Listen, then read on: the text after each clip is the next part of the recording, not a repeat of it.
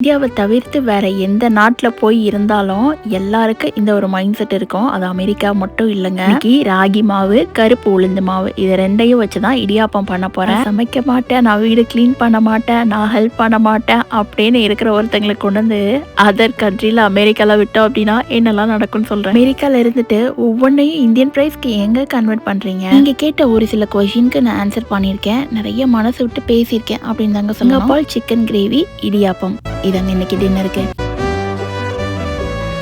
ஹாய்ங்க, எல்லாரும் எப்படி இருக்கிறீங்க? Welcome back to my journey. என்னோட சேனலை சப்ஸ்கிரைப் பண்ணி பார்க்குற அத்தனை நல்ல உள்ளங்களுக்கும் என்னோட கனிவார்ந்த நன்றிகள். இன்னைக்கு மனசுல இருக்கிறது எல்லாமே மனசு விட்டு பேசுற ஒரு விளாக் அப்படின்னே சொல்லலாங்க. ரொம்ப நாளைக்கு அப்புறமா எனக்கு தோணுச்சு ரொம்ப டீப்பா மனசுல இருந்து பேசணும் அப்படின்னு சொல்லிட்டு. அமெரிக்கா லைஃப் எப்படி இருக்கும், நான் இங்கே இருந்த அந்த 7 வருஷத்துல இருந்து என்னோட எக்ஸ்பீரியன்ஸ்ல நான் ஷேர் பண்றேங்க. அமெரிக்கா அப்படின்னு தூரத்துல இருந்து பார்க்கும்போது இந்த வாழ்க்கை ரொம்ப அழகா பிரம்மாண்டமா பார்க்குறவங்களுக்கு தெரியும். ஆனா இங்க வாழ்றவங்க ஒவ்வொருத்தவங்களுக்கும் தாங்க அது தெரியும். இந்த 4 சுவத்துக்குள்ள நாம படுற எப்படி தனியா ஒரு ஹேண்டில் பண்றோம்.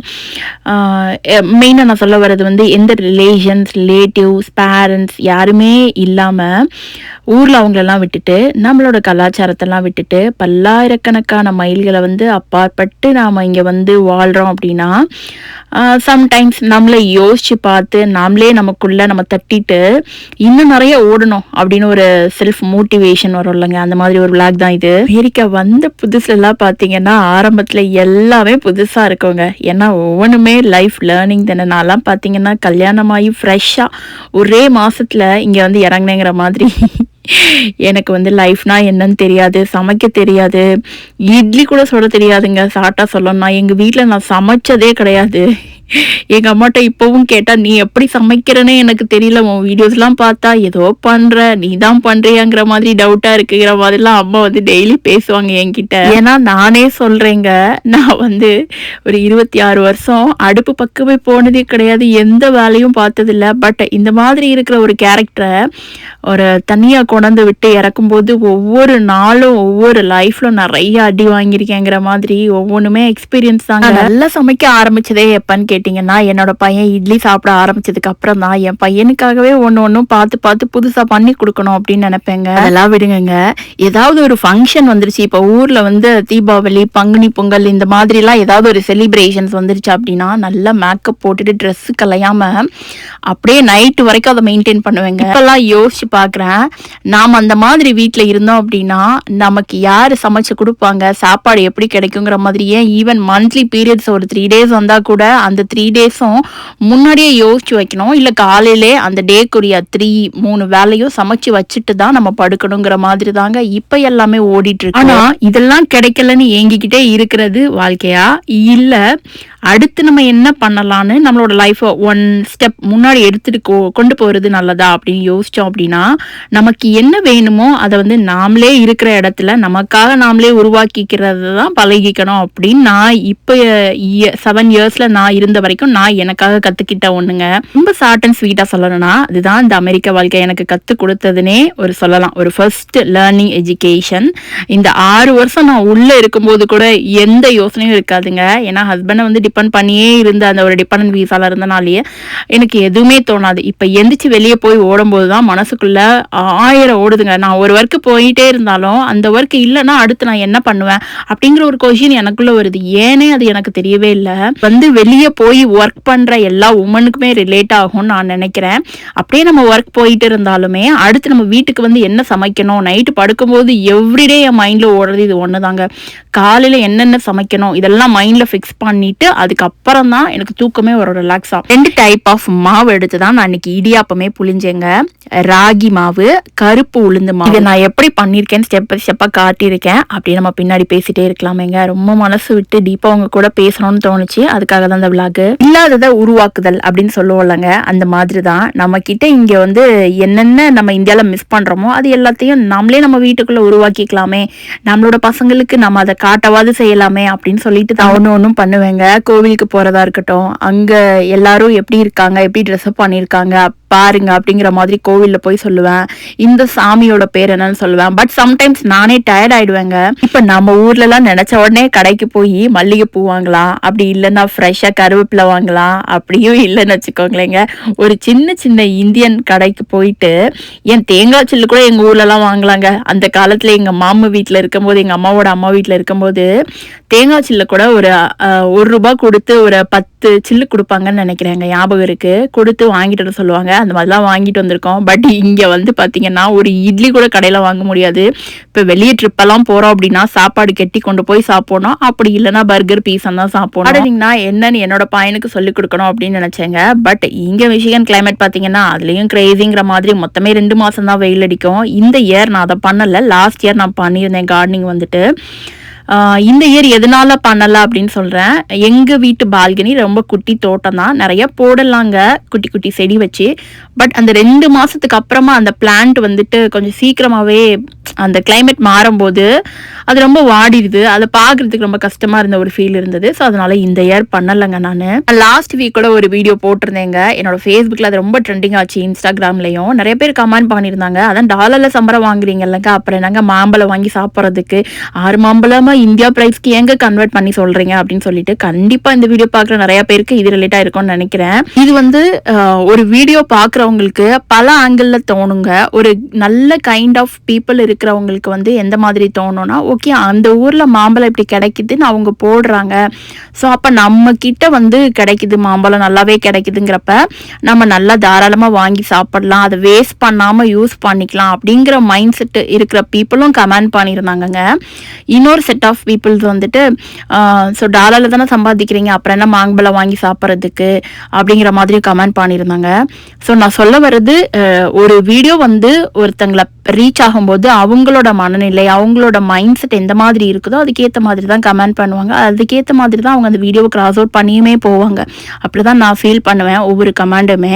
இந்த மாதிரி ஃபேமிலி ஹெல்ப் இல்லாமல், இல்லை நம்மளை சுற்றி சொந்தக்காரங்க யாருமே இல்லாமல் இங்கே வந்து நம்மளோட பசங்களை நாமளே தனியாக நின்று வளர்க்குறோம் அப்படிங்கிறப்ப சம்டைம்ஸ் நமக்கு நானே தட்டி கொடுத்துக்கணும் அப்படின்னு தான் நினைப்பேன்.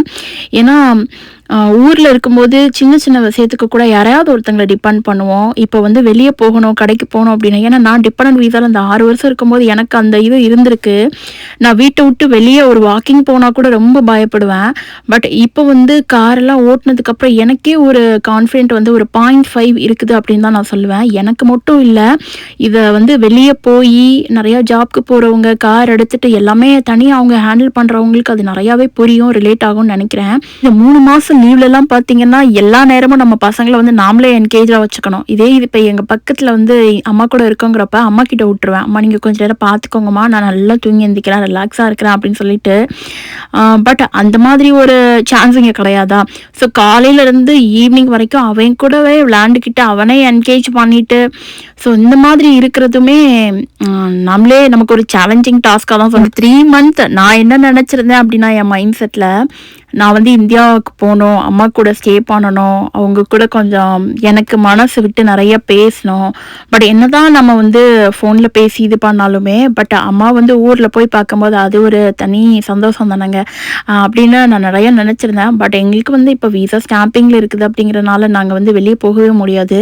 அதுவும் இப்போ அமெரிக்காவில் இருந்துட்டு இந்தியா விட்டு வெளியே போகிறப்ப நிறைய ரூல்ஸ் அண்ட் ரெகுலேஷன் ப்ரொசீஜர்ஸ் எல்லாமே இப்போ நிறைய மாறிடுச்சுங்க. இப்போ நிறைய பேர் வீடியோஸில் வந்து இந்தியா போகிறேன்னு சொல்கிறாங்க. அப்படி இருக்கிறவங்கலாம் மேபி ஸ்டாம்பிங் இல்லாதவங்களா இருக்கும், இந்த இயர் ஸ்டாம்பிங் இல்லாதவங்களா இருக்கும். அப்படி இல்லைன்னா அவங்க க்ரீன் கார்டு வாங்கியிருப்பாங்க. இந்த மாதிரி நிறைய ப்ரொசீஜர்ஸ், ரூல்ஸ் அண்ட் ரெகுலேஷன்ஸ்லாம் சொல்லிட்டே போகலாங்க. இது எல்லாத்துக்கும் அப்பாற்பட்டு நான் என்ன சொல்ல வரேன் அப்படின்னு கேட்டிங்கன்னா, பெண்களாகிய நமக்கே ஒரு பெரிய சக்தி இருக்கு அப்படின்னு தாங்க நான் சொல்லுவேன். ஏன்னா அது நாம வந்து நமக்கு அது தேவைப்படும் போது தான் அந்த சக்தி வந்து வெளியே வரும், அது வரைக்கும் வராதுங்கிற மாதிரி. எங்க இருந்தாலும் நிறைய தைரியத்தோட நில்லுங்க. உங்களை யாராலும் பில் பண்ண முடியாது, அசைக்க முடியாது அப்படிங்கிற மாதிரி உங்களுக்குள்ளே ஒரு ஓவர் கான்ஃபிடென்ட் வரும் பார்த்தீங்களா?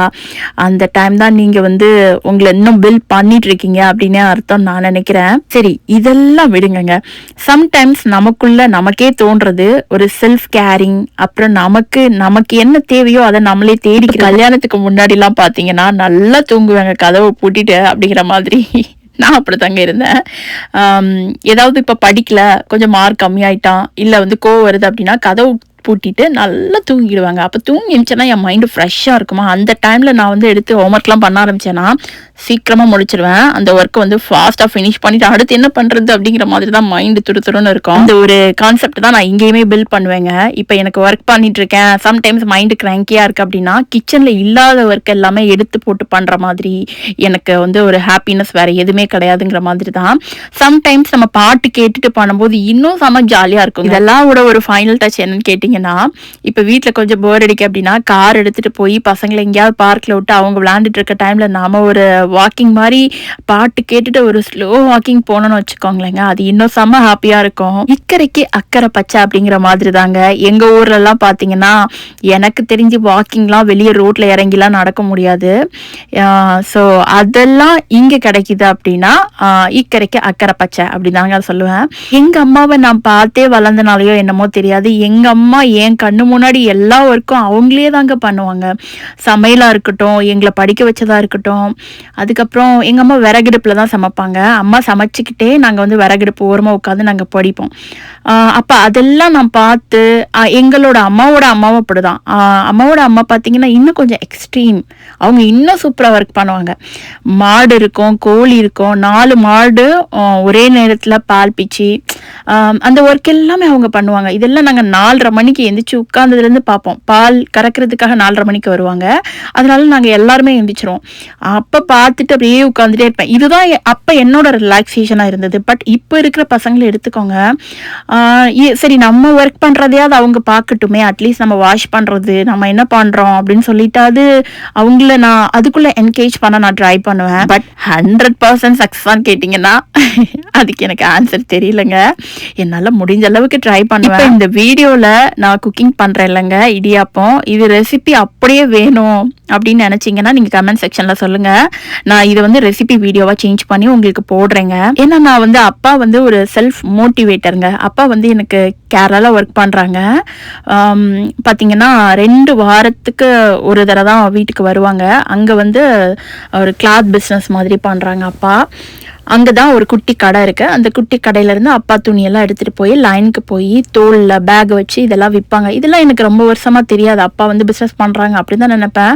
அப்புறம் எனக்கு வயசு விவரம்லாம் தெரிய ஆரம்பிக்கும் போது தான் அப்பா சொன்னாங்க, இப்படி தான் நான் தூக்கிட்டு போவேன், தூக்கிட்டு போய் லைனில் போய் கொடுப்போம், அதுலேருந்து வர காசை வச்சு தான் நீங்கள் படிக்கிறீங்க அப்படிங்கிற மாதிரி அப்பா சொல்லுவாங்க. ஸோ இந்த மாதிரி அப்பா கிட்ட இருந்து அப்பா வந்து நல்லா மனசு விட்டு பேசுவாங்க. 3 நாள் தான் அப்பா ஃப்ரைடே, இப்போ தேர்ஸ்டே மதியம் வந்தாங்க, காலையில் வந்தாங்க அப்படின்னா சாட்டர்டே நைட் வந்து கிளம்பிடுவாங்க 7 o'clock. அப்பாவோட அந்த 3 நாள் 2 வாரத்துக்கு ஒருக்கா அப்படி தான் இருப்போம். மற்ற நாள் ஃபுல்லாக அப்பா அங்கே வந்து ஒரு குட்டி கடை, பக்கத்தில் ஒரு குட்டி ரூம், அப்பாவே சமைச்சு சாப்பிட்டுட்டு அவங்களே லைனுக்கு போயிட்டு மேக்ஸிமம் கடையில் சாப்பிட்ருவாங்க. இப்போ வீட்டுக்கு வர அந்த 3 நாள் மட்டும் அம்மா சமையல் சாப்பிடுவாங்க. இப்படி தாங்க எங்களோட லைஃப் வந்து ஆரம்பத்துலேருந்து மூவ் ஆன் பண்ணிட்டு இருந்ததுனால அப்பா கொஞ்சம் மோட்டிவேட்டாக நல்லா பேசுவாங்க. நான் ஏதாவது இப்போ 10th படிக்கும்போது மார்க் கம்மியாயிட்டேன், ஃபெயில் ஆகிட்டேன். நான் வந்து ஃபெயிலுன்னு என் லைஃப்பில் வந்து ஆனதே கிடையாது. 2 தடவை 12th ஒரு தடவை 10th ஒரு தடவை தாங்க ஃபெயில் ஆகிருக்கேன். அப்போ வந்து அப்பா கிட்ட சொன்னேன் அப்படின்னா அப்பா வந்து எனக்கு ஒரு மோட்டிவேட் பண்ணுவாங்க. இதுக்கடுத்து நீ என்ன கடந்து போனால் அதை நினைக்கக்கூடாது. இப்போவுமே நான் அப்பா கிட்ட மனசில் இருக்கிறது ஏதாவது சொன்னேன்னா அப்பா வந்து நீ அதை எப்படி கடந்து போகணுன்னு தான் சொல்லுவாங்களே தவிர ரொம்ப நேரம்லாம் என்கிட்ட பேசிட்டு இருக்க மாட்டாங்க. 2 வார்த்தை தாங்க பேசுவாங்க. வீடியோவோட கன்க்ளூஷன் என்னோட மனசுல இருந்து ஃபைனலாக என்ன சொல்கிறேன் அப்படின்னு கேட்டிங்கன்னா, நீங்கள் உலகத்தோட எந்த மூலையில் இருந்தாலும் சரிங்க, உங்களை சுற்றி இருக்கிறவங்க உங்களை மதிக்கலைனாலும் சரி மதிச்சாலும் சரி, உங்களுடைய மதிப்பை வந்து நீங்களே குறைச்சிக்காதீங்க. ஸோ நீங்கள் தனி ஆளாக நின்று சாதிச்சுட்டே இருக்கணும். இந்த வாழ்க்கை வந்து சாதாரணமானது இல்லைங்கிற மாதிரி உங்களை நீங்களே பாராட்டிக்கோங்க, உங்களை நீங்களே அப்ரிஷியேட் பண்ணிக்கோங்க. ஸோ நாம தான் மோட்டிவேட்டர் அப்படிங்கிற மாதிரி நம்ம எப்படி மோட்டிவேட் ஆகிறோமோ அதை பார்த்து தான் நம்ம பசங்களும் பேக் அண்ட் ஓடி வருவாங்க நம்மளை நோக்கி. ஆனால் நம்மளோட மனசில் இருக்க தைரியம் மட்டும் என்றைக்குமே மாறக்கூடாது. இதெல்லாம் நான் நிறைய பேசணும்னு நினைப்பேங்க. ஆனால் சம்டைம்ஸ் வந்து இப்படி பேசினா தப்பாயிருமோ, இப்படி பேசினா தப்பாயிருமோ, யாராவது ஏதாவது நினைச்சுக்காங்களோ அப்படிங்கிற மாதிரி நிறைய என் மைண்ட்ல ஓடும். பட் இப்பதான் என்னோட வீடியோஸ் வந்து கொஞ்சம் பேருக்கு ரீச் ஆகுது அப்படிங்கிற போது சரி என் மனசுல இருக்க அந்த ஒரு மோட்டிவேட்டை வந்து உங்களுக்கும் கொடுக்கணும் அப்படின்னு நான் வந்து ஃபீல் பண்ணேன். அதுக்காக தாங்க இந்த வீடியோ. அந்த ஒரு குட்டி வீடியோ உங்களுக்கு ஒரு பாசிட்டிவ் எனர்ஜியையும் அப்புறம் வந்து உங்களை ஒரு மோட்டிவேட்டா அடுத்த ஒரு ஸ்டெப்பை வந்து துணிச்சலா எடுத்து வைக்கிறதுக்கு உங்களுக்கு ஒரு சக்தி கொடுக்கும் அப்படின்னு நான் நம்புறேங்க. குட்டிக்கு இப்பதாங்க இடியாப்பம் பிடிக்க ஆரம்பிச்சிருக்கு. அவருக்கு மேக்சிமம் அமெரிக்கன் ஃபுட்னா ரொம்ப பிடிக்கும். பட் அதெல்லாம் தாண்டி இந்தியன் ஃபுட்ல பிரியாணி ரொம்ப ரொம்ப பிடிக்கும். அதுக்கப்புறமா இப்ப இடியாப்பம் வந்திருக்கு. நான் இடியாப்பம் வந்து எந்த டைப் ஆஃப் மாவுல பண்ணி கொடுத்தாலும் சாருக்கு தேங்காய் பால் மோடி ஜீனி போட்டு சாருக்கு அப்படியே சுட சுட கொடுத்தோம் அப்படின்னா இடியாப்பத்தை அவ்வளோ விரும்பி டேஸ்டா சாப்பிட்றாருங்க நம்ம வித்துக்குட்டி. அவருக்காகவே இடியாப்பம் அடிக்கடி பண்ணணும்னு நினைச்சிருக்கேன். ஹஸ்பண்ட்க்கும் இடியாப்பம் அப்படின்னா ரொம்ப பிடிக்கும். அவங்க வந்து அரிசி மாவுல பண்ணி சாப்பிட்றத ரொம்ப விரும்ப மாட்டாங்க. அதுக்காகவே அவங்களுக்காகவே வேற ஏதாவது மாவுல பண்ணலாமான்னு தான் யோசிச்சு பண்ணுவேன். பட் இப்ப அவங்கள ஃபாலோ பண்ணி மித்துலனுக்கு பிடிக்க ஆரம்பிச்சிருக்கு. பட் ஓகே, ட்ரை பண்ணுவோம் அடிக்கடி இடியாப்பம் அப்படின்னு நினைச்சிருக்கேன். இவ்வளோ நேரம் நான் என் மனசுல இருக்கிறதெல்லாம் உங்ககிட்ட சொன்னதுக்கு அப்புறமும் இன்னும் ஒன்று இருக்குங்க. நான் இந்த யூடியூப் சேனல் வந்து அமெரிக்கா வந்த புதுசுல இருந்தே நான் ஹஸ்பண்ட் கிட்ட சொல்லிட்டே இருப்பேங்க. ஏன்னா எங்க அப்பா வந்து எனக்கு ஒரு ஹேபிட் இருக்கு. அது நல்ல பழக்கமா என்னன்னு எனக்கு தெரியல. நான் படிக்கும்போது எனக்கு தெரிஞ்சு நான் 6 படிக்கும் போதுலேருந்து எஃப்எம் கேட்பேங்க. எஃப்எம்க்கு அடிக்ட்டுங்கிற மாதிரி இன்னும் வரைக்கும் அப்படிதான். ஸோ எஃப்எம் கேட்கும்போது நிறைய பேர் முன்னாடிலாம் கால் பண்ணி எனக்கு இந்த பாட்டு போடுங்க அந்த பாட்டு போடுங்கன்னு சொல்லுவாங்க இல்லைங்க. அப்போ வந்து அப்பா வந்து நான் எஃப்எம் கேட்டுகிட்டே இருக்கும்போது அப்பா என்கிட்ட சொல்லுவாங்க, நீ ஏதாவது ஃபோன் பண்ணி கேளு, நீ ஏதாவது பேசு, அவங்கள மாதிரி நல்லா பேசு, அழகா பேசு அப்படின்னு சொல்லுவாங்க. அமெரிக்கா வந்த புதுசுல நிறைய நான் யூடியூப் சேனல் பார்த்து தாங்க ஒன்னொன்னு கத்துக்கிட்டேன். அப்ப எனக்கு தெரிஞ்சதை நான் என்னோட ஃபாலோ பண்ற பீப்புளுக்கு சொல்லணும்னு தோணுச்சு. பட் இப்போ ஆரம்பிக்க வேணாம், அப்போ ஆரம்பிக்க வேணாம்னு கிட்டத்தட்ட 6 இயர்ஸ் நான் அப்படியே கடந்துட்டேன். இப்போ 2 வருஷமா தான் கண்டினியூஸா வீடியோ போட்டுட்டு இருக்கேன். இன்னும் நிறைய பேசலாங்க நெக்ஸ்ட் வீடியோ. சப்ஸ்கிரைப் பண்ணி வச்சுக்கோங்க மறக்காம.